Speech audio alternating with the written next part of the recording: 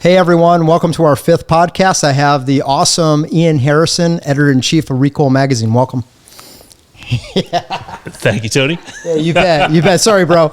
It's all right. It gives me an opportunity to go and pick up my whiskey problem glass. for putting the setup like this, but welcome on board and welcome to North Carolina. Thank you. And welcome to Microtech. Thank you. It's great to be here. Absolutely. So, I've been anticipating this podcast for a bit, to find out a little bit more about you and where you've been. So I'm just going to start out. Okay. Everybody knows Iain is the editor-in-chief, Recoil Magazine, which we love. That whole Recoil organization has been really hot.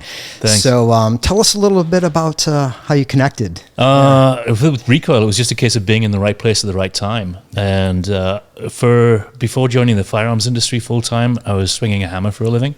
And I think you also worked in construction. I did, yeah. For a lot of people that know, it was carpentry, sheetrock. Yeah. So it was part of what my family did early on. And it was tough work, back in the day. I mean, I think construction guys got it a little bit better today because they're far and in between. But, back a long bit ago, we had to work a good solid day. Yeah, indeed. I joined a timber framing company. Nice. And so, for anybody who doesn't know what timber framing is, it's basically building furniture on a big scale. So you're using mortise and tenon joinery and big sticks in order to create frames that last forever.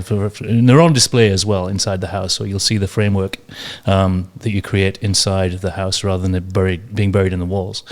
And so, when I moved to the US, I had the opportunity to join this company and started off on the ground floor and literally sweeping the floors. And then became a timber framer because I'd always had an interest in joinery.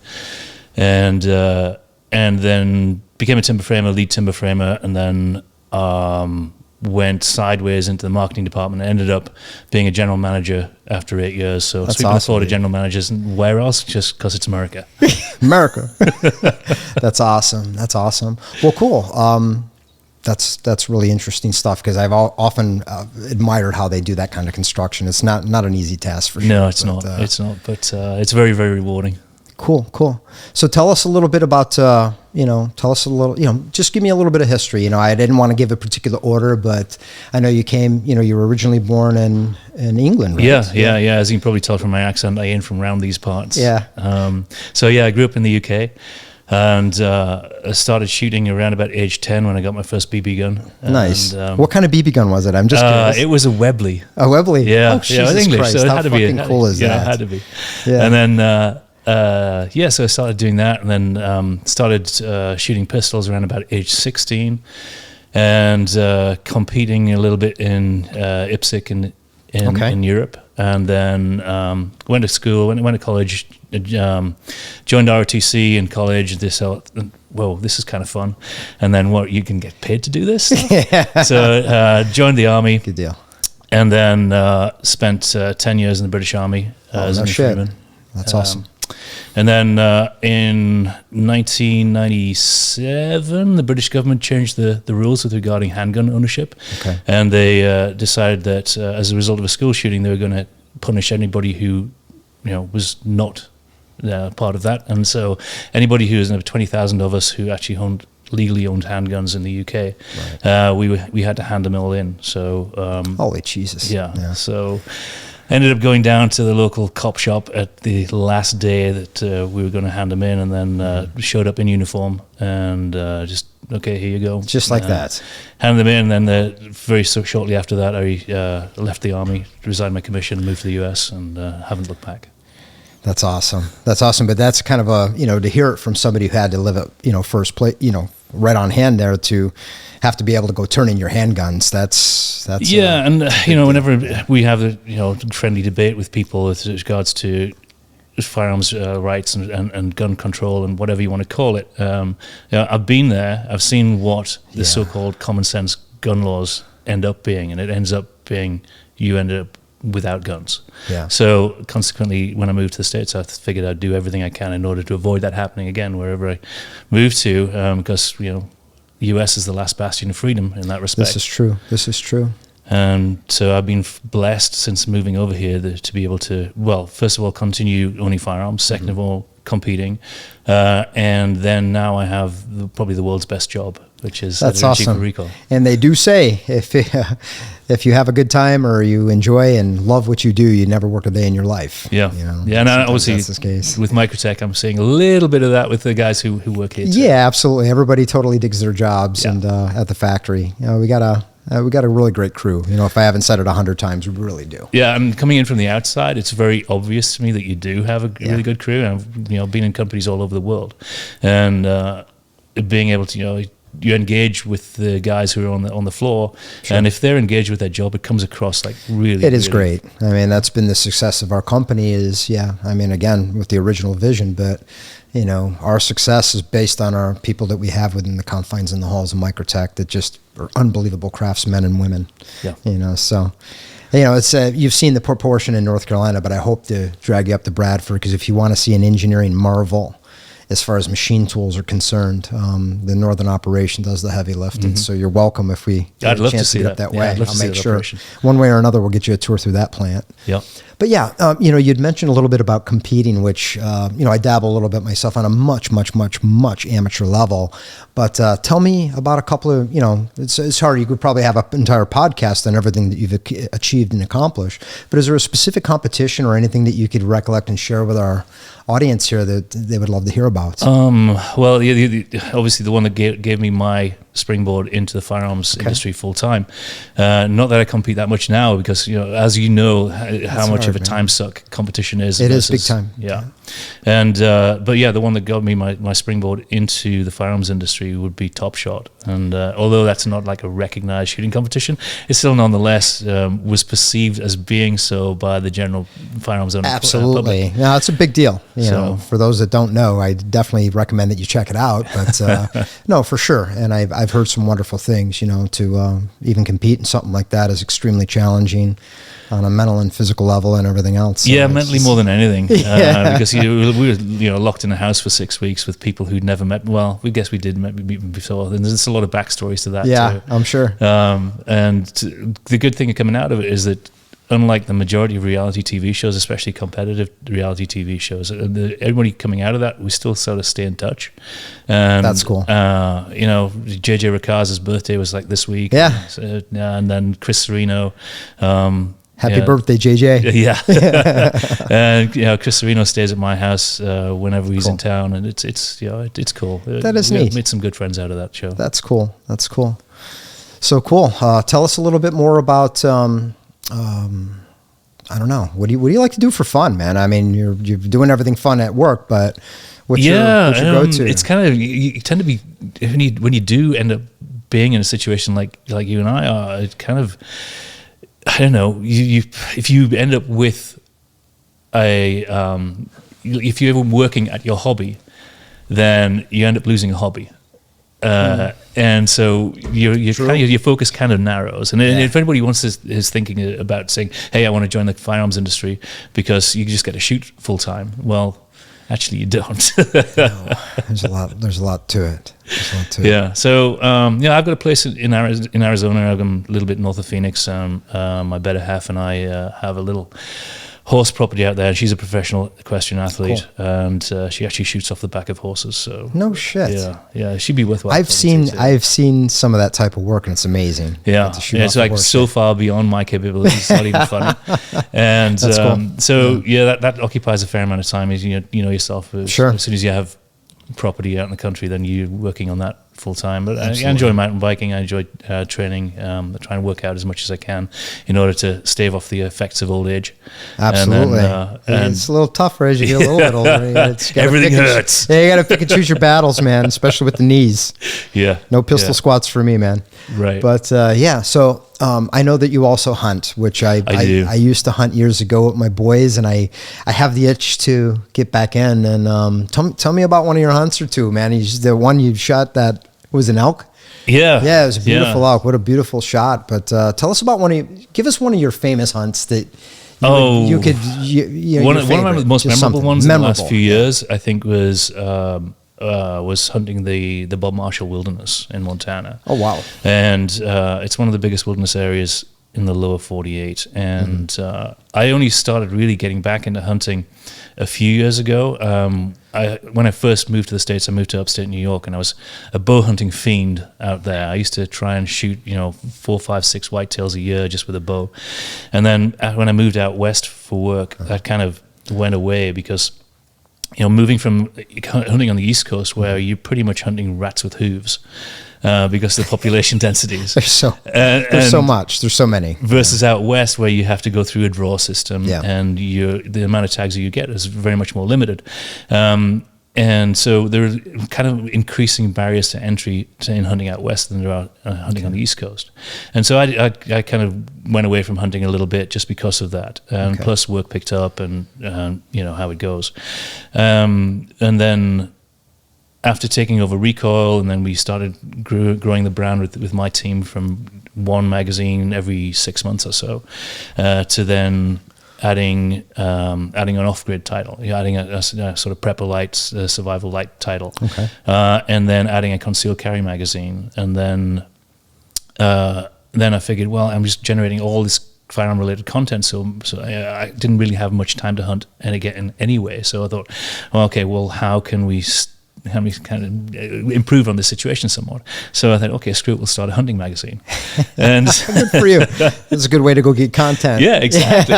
And so we really concentrate on the whole field to table ethos. And for the first couple of issues, we didn't even have a set of horns in the magazine. And it was all about just going out, and because if you ask, I think the majority of hunters out there, they're not really chasing big trophies. They're out there for the experience, because the number of big bucks out there, big animals out there that are going to enter the Boone and Crockett record books. There aren't all that many of them. So what is everybody else doing? Well, they're hunting for the table, and they're hunting to share the experience with their families and friends. So I thought, okay, well, this is a really interesting aspect. If we can reach that sort of hunting neophyte, the guy who's hunting curious, then we'll pretty much hit everybody in between. So when we started that magazine, that was very much the philosophy behind it. So starting that up has given me the opportunity to go out and hunt places like the Bob Marshall, which that's cool. Is that was just spectacular from the get-go. And went in there hunting with a really good friend of mine, and on the first day we met up with the outfitter and threw our leg over some horses, and then rode in for about 18 miles. So 18 miles on horseback, and I don't ride very much because that's my wife's deal. Well, last time I rode that kind of was out in like Jackson Hole, and I couldn't freaking sit down for a week. Exactly. So you get off there, and you get into camp, and you kind of a little bit tender, and then you're talking with the guides, and they're going, so we can just hunt around camp tomorrow if you just wanted to have an easy day. And we said, no, screw that, let's go, come on. We've got this, we've been training for this. And then so they took that as a challenge and proceeded to break us. That's awesome. That's awesome. If you had one place that you can hunt, just one animal and one like dream that you want to accomplish in your bucket, what would that be? Tell me. I've hunted elk. I think maybe dull sheep. Okay. Just because I don't know how many really hard hunts I've got left in me now. Right. I mean, I got you. Yeah, it's like anything else. It's like everything else. The clock is ticking. Plus, it takes so long to draw a tag. Then you probably have a cutoff point. And so I think I'd like to do that while the clock is still ticking. Oh, cool. Yeah. Cool. Yeah. Well, that's really, really interesting. So, we have you here.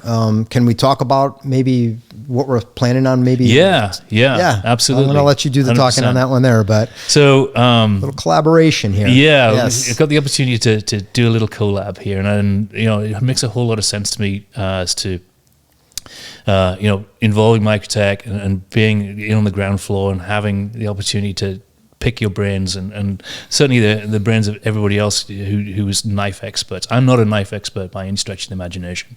I'm a user, and so that's how we generate the good stuff. We got to get good user information. Well, so I'm not a collector, but I tell you what, if I've got pants on, I probably have something pointy and stabby in my pocket. I'm stealing that one too. So, your knife is the ultimate tool, the one thing that you probably are not going to let go until you turn in for the night. Yeah. Because I live in a country property. There's bales to get cut open. There's feed sacks to get cut open. Yeah. And it is that one tool that performs, a lot of jobs, some of them inadequately, some of them, as if you're trying to employ a really nice blade as a screwdriver, that's probably a bad idea, but it might get the job done. Right. But it's one thing that I think is the ultimate tool, and has been ever since we started, smashing two stones together to create. This is true since the beginning of God's creation. I think so. Yeah, you're right, 100%. I think, and that's been my aspect all along. I mean, regardless of what kind of trends come and go, cutting tools are here to stay. Mm-hmm. Whether in a pocket knife format or you're using in the kitchen or just in general, you think of cutting tools in general. That's part of the genome of the entire, matrix of our survival. I mean, think about cutting anything in general. Yeah. Whether it be... Yeah, these aren't very good. Yeah, they're not very good. Yeah, I mean, you could use your teeth for a certain amount, but yeah, I could see opening up some boxes. But you're 100% right. So I am totally looking forward of, working with your perspective through your eyes to see, because of your experiences, because of, what you've done in your hunts, work in the military, everything from all those aspects. I want to hear it from your vision, because that's what really drives me. If a lot of people often wonder what gets Tony to work excited, and that is working on, new IP and new challenges, but to also work with, somebody great like yourself, working and doing a collab. We've done some collabs back in the days some of them are great, some of them are not so great, but that ability to work with somebody that's had that firsthand knowledge and travel around the globe. There's very few of us that have had those opportunities. But that's what I'm excited about, is getting your perspective and then being able to articulate a vision. Well, I love that. See, I'm not an expert by any stretch of the imagination. I would be completely reliant on your expertise for things like blade steel selection and grips and things like that. Absolutely, and and just getting you acclimated to our line just gives you a taste and flavor. But the design aspect, I think a lot of our stuff we. A lot of people say, what drives the design? Some of it is user request. Mm-hmm. How Microtech got you started very early is just, simple switchblade with a 2-inch blade, something that you could just use. It was just very handy. There wasn't any specific requirement. But, over the years, we've gotten a great amount of input for the knife lines that we do. And it kind of quantifies our designs a little bit outside of just going out in left field. So this project to me, I haven't had that challenge in a while. Mm-hmm. And that's what I'm looking forward to, is that little bit of kick in the ass to say, hey, man, could you do this? Could you do it like this? And then, birthing this thing underneath one roof. Tell you what, why don't you educate me?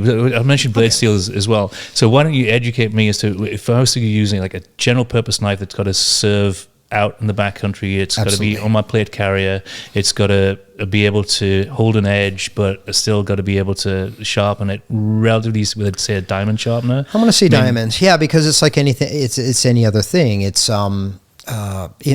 think about abrasion resistance. Mm-hmm. Most of the steels, or at least the steel we were looking at, abrasion resistance is what gives the utility for the maintaining the edge. If it's abrasion resistant, it'll hold an edge longer. It's wear characteristics. But in the same sense, if you want long life on the edge, it's going to be more difficult to sharpen. So you can't have both. You could have a good knife that'll take an edge sharp, but it won't last long, but then it's easy to re-hone. But I think, what most of the sharpeners out there, if you, like you'd mentioned diamond, if you're in a diamond sharpener and you could actually do it, whether you're using a stone, mm-hmm. a good stone, Arkansas stone or whatever, or diamond, if you know how to sharpen a knife, you're going to get an edge on these. It all depends on routine maintenance. If you let your knife get to the point where the edge is so rounded where you could barely get a cut on it on this fucking stone, then it's got to go back to the factory. Yeah. But most of the time, even the knives that I use on a daily basis, especially if I, depending on the task. I mean, if I'm sitting there whacking open, cardboard boxes all day, cutting my ammo boxes open, everything else, I'm going to wear the edge a lot quicker. But like my knives that I use for cooking are a little different. I do maintain the edge, but I maintain it daily. If I know I'm going to be dressing any kind of food or any of that sort of thing, I'll use a leather strop, or I'll use something to keep my knives in good check, because I could split chickens all day or split lobsters and stuff like that. And I maybe have to go back onto a steel, even for the finer edges that we do, or a diamond just a little bit. But being able to maintain it as I go seems to be the answer on that. But in the blade steels, we use an M390 exclusively. It's made by Böhler Udelholm out of Austria, until something better comes along. Mm-hmm. they're in the top of my radar, and we've managed to secure a good amount of it, going forward because of the COVID stuff. Things, I wouldn't have wanted to ever wait to buy steel, and a majority of my money, I don't get the Lambo and the fucking Ferrari I wanted, but it's going to be sitting in Austrian steel, which is the way to go. So I'm glad that we've purchased, but we chose it because of the corrosion resistance, the ductility, and then of course the edge retention is bar none for us. So until, like I said, who knows if there's better steels out there. I think for what we're doing, it's perfect. I could say, hey man, I'll make you a knife out of 10V, 9V. And it'll hold an edge unbelievably well until you try to go sharp. I can't even sharpen the shit. So, I mean, there's a level of conductivity, but I think we use it because of all these wonderful properties. I've used others. We've used them all. But I think for, what we're doing out of the Microtech or even in customs, it don't matter. We use the M390 exclusively. But good steel all around. I mean, when we go on, I don't dive. I don't know if you do any of that sort of stuff or snorkeling. Not in a while. Like no. But a lot of times we'll go down to the Caribbean. We'll always bring our knives and see how they fare. And going in and out of the salt water, simple maintenance, just as far as rinsing it off and shaking it out before you go to bed. And that's good enough. It seems to be, I've never had an issue across the board, with any of the finishes on our knives for that matter. Yeah. So it's a good choice. So in terms of sharpening, what's your go-to? Go-to for me is, luckily I still have a position at Microtech and I have access to put them on with my Burke Kings and stuff like that. But if I have to use something handheld, of course, I've learned very, very early on how to hone a knife on a stone. Consistency, guys, is the answer on that. That's why a lot of the sharpeners, excuse me for the names, but the ones that go up on rods or go up on a table, you could do it very, very well and very fine. It's because it's a maintenance of the edge itself. If you can maintain an edge, then you can get it sharp. If you roll it as you're honing, you could go across the leather, but even on a leather, I keep it relatively consistent on the edge. But diamond sharpeners are a wonder in the field, and there's so many selections. Even just a handheld one, anywhere I travel, I always take a DMT or something that I could throw an edge on a knife and hurry, people have even seen me I know I was at dinner. Maybe I'll do an example tonight.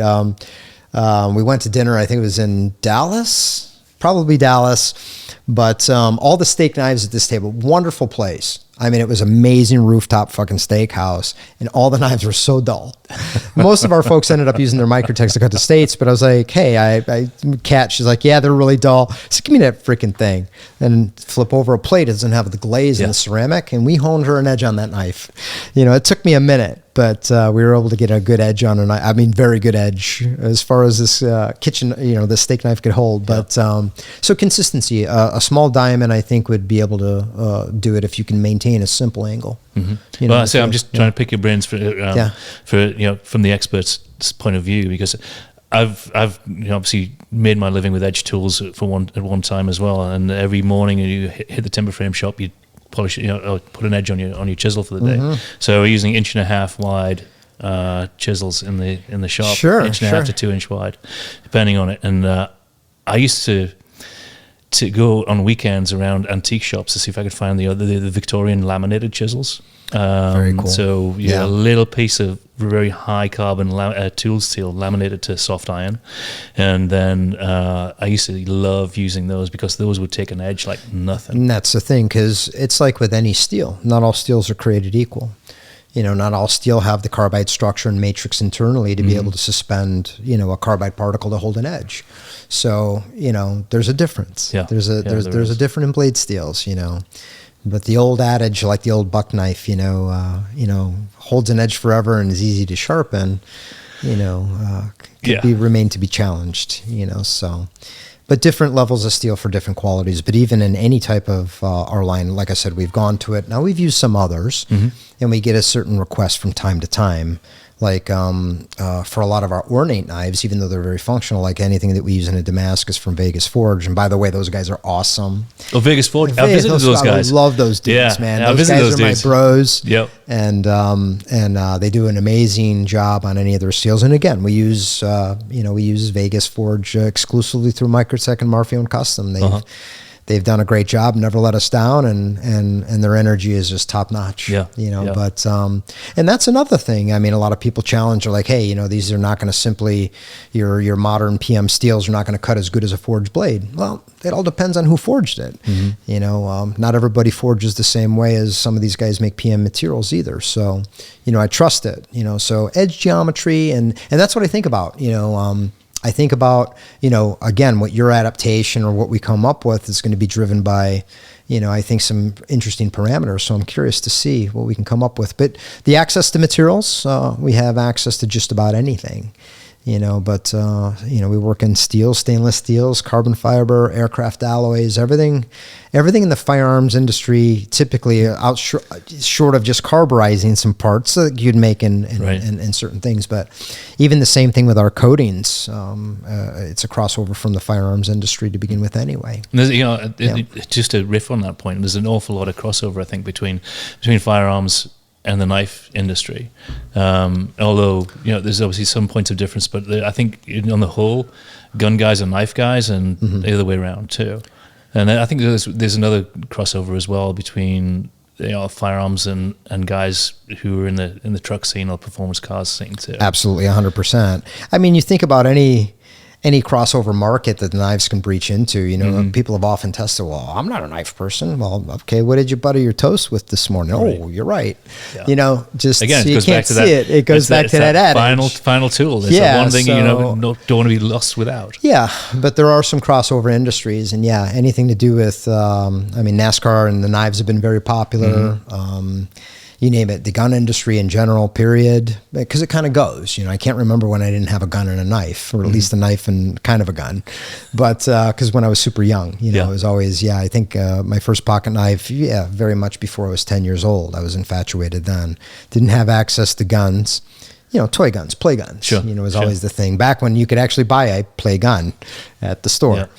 But I think our childhoods was probably very, very similar, even though we're separated by an entire ocean. but similar, because we're in a similar age range. But absolutely, I mean, nowadays it's like I don't think I've ever seen could you even buy a squirt gun anymore at the store? I don't know. I don't know if you're allowed to do that. But man, I remember when you said BB guns, it brought memories on me.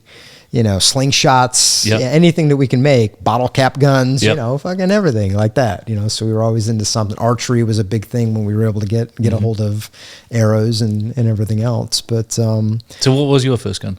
My very, very first gun or BB gun? Well, I guess either or both. Crossman 760 on the BB gun. Oh yeah, and a Ruger 1022 was my first rifle. My mom got me of all things. And the Ruger 1022, I got to say, there's a lot of 22s out there, but the stuff that they made back then, I'm not really super excited about some of the constructions and the way that the Rugers have went, but that's my opinion. But the stuff that was made back in the 80s and 90s from Ruger, Ruger 1022, what got better than that? 10 round rotary magazine, and then you can get a Butler Creek clip or anything else. But I've seen more neat things, even to date. Even in my collection, I have a 1022 full auto Norel, and I dreamed about that gun, as a kid. But a full auto 1022, what's better than that? Suppressed? Yeah. I mean, really. Yep. So, but you never outgrow them though. You never do. It never's gone away ever. Yeah. So that was my first gun. Let me think. First handgun, Beretta 92F. You saw Lethal Weapon, didn't you? I think so, yeah. I'm not going to lie that a lot of my gun fetishes have come from movies like Die Hard, MP5s, P7 M8s, Steyr AUG, not the AUG like everybody else says. I was rudely corrected by the guys at Steyr one year. They're like, Tony, this is not the AUG. It's the AUG. It's like, sir, yes, sir. Yeah, I get it. But the AUG, those type of guns, absolutely. And then, of course, RoboCop just blew me off my ass because then everything was in that movie. And movies specifically drove me towards some things that I didn't know about as a young man. You know, because you think what year did Die Hard come out? It was in the 80s for 80s, sure. Yeah. It must have been like, I don't know, 82, 84, something like that. Right. And then another one, Commando. Tell me, not the greatest theatrical film that Arnold Schwarzenegger has ever done in his life, Commando. And it had the girl, Alyssa Milano, that is the little girl that played his daughter, Jenny. Was that Alyssa Milano? Yes. You're kidding me. When she was just a little girl, go figure. Now she hates guns. Wow. But anyway, cool flicks. So yes, the collab, I can't wait. I can't wait to get you back up. And so I'm telling everybody there, stay tuned on this one, because it ain't just no bullshit. We're not talking about just getting an existing Microtech and throwing a Recoil logo on it. This is going to be a true collaboration, a lot of test and evaluation, push the envelopes. Yeah. I'm very curious to see where this can go. Yeah. Well, I've got a couple of places that I want to test it coming up. The first one is next month, and there's been a lot of firearms competitions coming into the forefront in the last couple of years, which involved a lot of physical activity and in addition to marksmanship. And so this is one. So we'll be running around the GTI training facility, which is well, I wasn't a decommissioned, so I was never commissioned in the first place, but it's a nuclear reprocessing facility. I'm going to say for the record, my favorite place to shoot. I've shot 2 competitions at GTI, and it's there's a special kind of love for that place. Love or hate? A little bit of both. Yeah. Especially trucking up flights of stairs. They're like, all you got is 7 flights of stairs. No, there's right. or 7 floors that have like 8 flights in between them. Yeah. But what a great facility. There's some awesome buildings there. Yeah. You never get to train anywhere else. Then go to that. If you never get to train any other place, having that sort of thing at your disposal, yes, you can make the maximum amount of training value. Absolutely. So the last couple Snipers Unknowns was there, and I'll tell you what, they put on a fucking amazing event. And yes, as far as the theatrics are concerned, of between anything that you can get on almost a high angle shot or shooting out of some definitely some different positions and things. What a great facility. So I'll be running around there, and so I'll have that. Sweet. If we manage to get anything done by then it'd be great to just run it through that course of fire. Well, we'll set that as a due date. It's going to take a little bit of participation from both of us to be able to get it done, but I want to pull it through. And so there's that, and I'll probably do another couple of those events during the course of the year. Okay. Because it gives me a training goal. Because I guarantee it's going to kick my ass it's going to kick my ass anyway. So, but it'll be less painful the next day, training for something like that. And then the other thing I want to do as well later on this fall, I managed to get a tag for the Middle Fork of the Salmon River, which is in Idaho, in Frank Church Wilderness of No Return, River No Return. So. That is one of the biggest wilderness areas in the lower 48. I think it is the biggest wilderness area. And we've got about 90 miles of whitewater rafting to do. Holy shit. With an elk tag, a bear tag, and a wolf tag in my pocket. And with 2 really good friends of mine. So we're going to be flying in there in a couple of Cessnas. Yeah. Getting dropped off and then dragging the rafts out, rafting the river, setting up base camps en route, and then running up mountains to try and connect with elk and then back down. So. Dude. That sounds like an amazing adventure. I mean, is that like across the week or? Yeah, we've got 8 days in which to put it together. Holy shit! To fulfill that sounds like an amazing. Yeah, I'm really looking forward to it. And the cool thing about it is hunting is just time that you spend with good people. And I say I've got some good friends. I've got a guy coming out from the UK who I've known for a few years, great character, and then I've got another good friend of mine who's currently works for the government. Well, dude, if you ever need a camp cook that can cook, man, I'm in. I've heard about your cooking prowess. Cook a little bit, yeah. That sounds like an amazing adventure. If I were to ever do like a hunt like that, that's how I want to freaking roll it out as far as a career cap for me. Well, something like that is one of the, the US is one of the very few countries in the world where you can do something like that as a private citizen. The tag was over the counter. Sure. Although they actually sold out in about 2 hours. Wow. And that's a kind of reflection over the last couple of years as to how popular hunting has become, especially out west. I think Stephen Rennell has done a great job of popularizing it with the Meat Eater crew.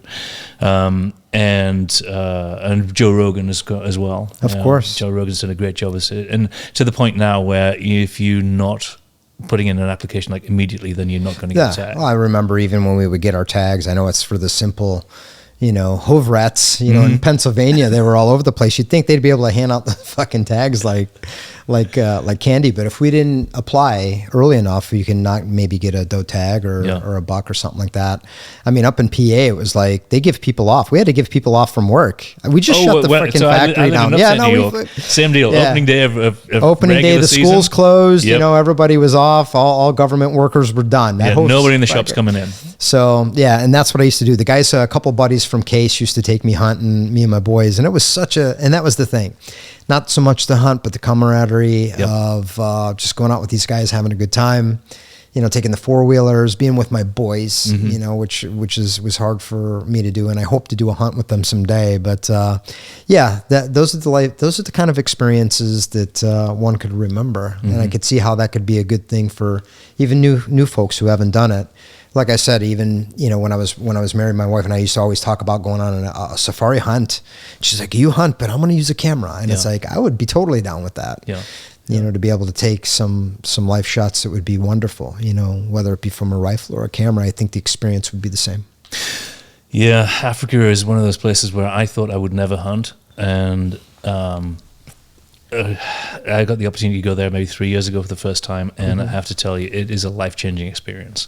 Oh my God, because I've always wanted to go. You're going to seal my fate going to Africa because I've always wanted to go. Always. And there's a couple of different ways you can hunt Africa. You can do all the bells and whistles, and you can be weighted on hand and foot, and you can hunt inside a high fence. But there's other areas where if you have to seek them out, but there are other areas where you can go low fence, no fence, and just hunt with the locals. And I got the opportunity to do that. And how cool. I was super, super blessed and hunted with a great bunch of guys. That's cool. And this past year, I think just with COVID, like last year, I think everybody's so used now to working from home or working remotely. Right. The kind of like the week before I went the second time around, because it really does get in your blood. I called my boss up and just went, "Hey, by the way, I'm going to be working remotely." And I said, "Well, you work remotely anyway." I said, "Yeah, I'm working remotely from South Africa for the next 5 weeks." That's perfect. Oh my God, that's perfect. So I just rented a farmhouse, and it was out in the sticks, and it was very, very basic, but you just go sit on the veranda, watch the sun come up, drink coffee, do the whole Hemingway thing, got to do some writing. Oh, dude, man. That's and then awesome. You open the freezer or the fridge and you go, we're running a little low on supplies. Go pick up the rifle and go and put something in it. And go put something in it. I love. Oh my God, cool. That's beautiful, beautiful. So you do write? Yeah. I write. So in addition to setting editorial direction for the magazine group, I do get to write at least 2 or 3 articles a month. That's awesome. What if I had to ask you if there was one article that really got you going, like really got your interest in your attention? I'm sure you put 100% attention, but you know what I mean. There's some subjects I could write about all day long, but then there's a few that really would knock my socks off. Yeah, there's a few I'm actually holding in reserve right now. Okay, because I've got this. I kind of want to write a book. I think you should, dude. I think you should, because I think I everything that I've just learned a little bit about you, and I hope to get to know you better. But just I think you could do some. Yeah, if any of the influence of your experiences would be write a book, I think it'd be really good. Yeah, I kind of want to write a book. I think just kind of now is the right time to do it as well because of events in Eastern Europe. And sure. So I served in the Balkans in the mid-90s. Okay. And for I think it was one of my significant birthdays. I'm not going to say how old I am because it makes me feel even worse. Sure, and so I managed to go back there with my better half and managed to revisit some of the areas in which I'd served. Mm-hmm. And I kind of just want to write something just based off of that. That would be cool. You should, bro. You should do it. I would definitely read it. Great. I'll sell one copy at least. So yes. Anyway, so what are you drinking, man? We got some Weller going on right now. Some very fine Weller. Vitamin B. Vitamin B. Right. Cheers, brother. Cheers. Yeah. Thanks, Tim. So, I was going to mention, as we dig guns, I brought a little something for you. This is a HK G3K. It's a teeny only gun. Check it out. 308.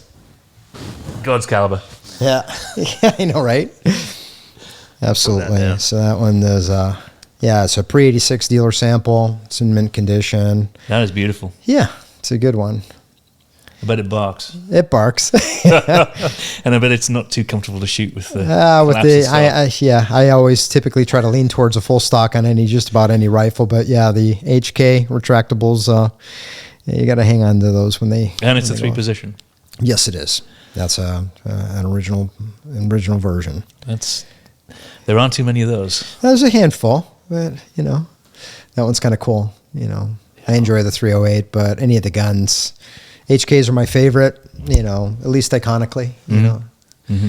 I got a few that I really love, but those are special kind of to my heart, so I'm going to continue the quest of, spending all my money to search for old HKs, they're fun. Yeah. From a historical perspective, in terms of small arms development, they're kind of a dead end.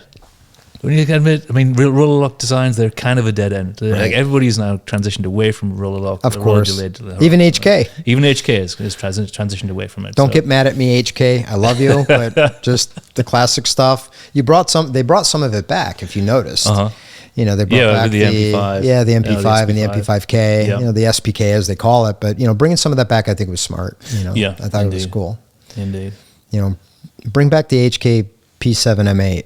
Oh, okay. Just stop right there. Okay, I know. Let's just stop right there because we both know that's never going to happen. That's never going to happen. The fact that it's definitely one of my favorite handguns of all time. Absolutely. Yeah. They shoot flat. That's what I carried one for a bit, when I was younger. Oh my God, I carried a P7. It was like a PSP, had the European mag release, and just carried one forever, and I still have it. It's still all binged up, and I remember, and it's kind of too much information, but going to taking a leak and it fell out of the freaking holster and fucking I banged up the rear sight. I've never let that happen ever again. They're very top heavy designs when they're in the holster. Came right out. It was, I almost cried, but it still has the ding on the side of the sight. But I gave up carrying mine because I figured if I ever had to dump somebody in a self-defense, it's not going to be a fucking P7 M8. It's P7. You're never going to see that gun again, and so I just picked up 365 instead. I love my 365. It's been a good gun. Well, cool. Yeah.